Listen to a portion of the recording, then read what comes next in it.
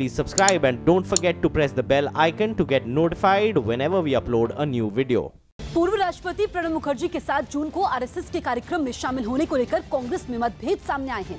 पूर्व केंद्रीय मंत्री सीके जाफर शरीफ और पूर्व सांसद हनुमंत थप्पा ने मुखर्जी से अपने फैसले पर फिर से विचार करने के लिए चिट्ठी लिखी है। दोनों नेताओं ने अपनी संयुक्त चिट्ठी में मुखर्जी के फैसले पर हैरानी जताई है और उनसे नागपुर न जाने की गुजारिश की है। वहीं पूर्व केंद्रीय मंत्री हंसराज भारद्वाज ने कहा कि इस पर विवाद नहीं होना चाहिए और प्रणब मुखर्जी अगर लेक्चर देना चाहते हैं तो उनका स्वागत होना चाहिए।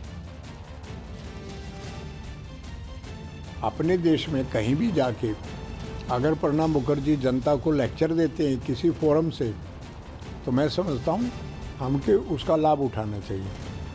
दिल्ली और नोएडा को जोड़ने वाले डीएनडी फ्लाईवे यानी दिल्ली नोएडा डायरेक्ट फ्लाईवे पर हुआ एक हादसा रहस्य बन गया है। हादसा शनिवार को हुआ था, लेकिन हादसे का शिकार हुए शख्स की अब तक तलाश जारी है। दिल्ली पुलिस का दावा है कि शनिवार देर रात डीएनडी फ्लाईवे पर नोएडा से दिल्ली की तरफ जा रही एक हार्ले डेविडसन बाइक पर अंशुमन पुरी सवार थे। उसी वक्त उनके पीछे एक तेज रफ्तार कार भी दिल्ली की ही तरफ चल रही थी। उसी वक्त कार ने बाइक को पीछे से टक्कर मारी।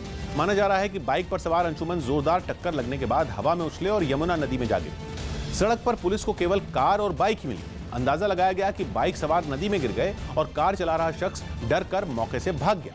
लेकिन हैरानी की बात यह है कि यमुना नदी के एक बड़े हिस्से में लंबा तलाशी अभियान चलाने के बावजूद अंशुमन पुरी का कोई सुराग नहीं मिला। अंशुमन का मोबाइल फोन भी हादसे के बाद से ही स्विच ऑफ है। तो मौके से बरामद हुई कार का रजिस्ट्रेशन जिस शख्स के नाम पर है वो विदेश में। कार के मालिक के जो रिश्तेदार कार चलाते हैं वो भी घटना के बाद से ही गायब है। पुलिस आरोपियों की तलाश कर रही है, लेकिन उनसे जुड़ी कोई जानकारी अब तक नहीं मिल पाई। हार्ले डेविडसन बाइक चला रहे अंशुमन जीवित हैं या हादसे में उनकी जान चली गई, अब तक पुलिस ये भी कहने की स्थिति में नहीं है।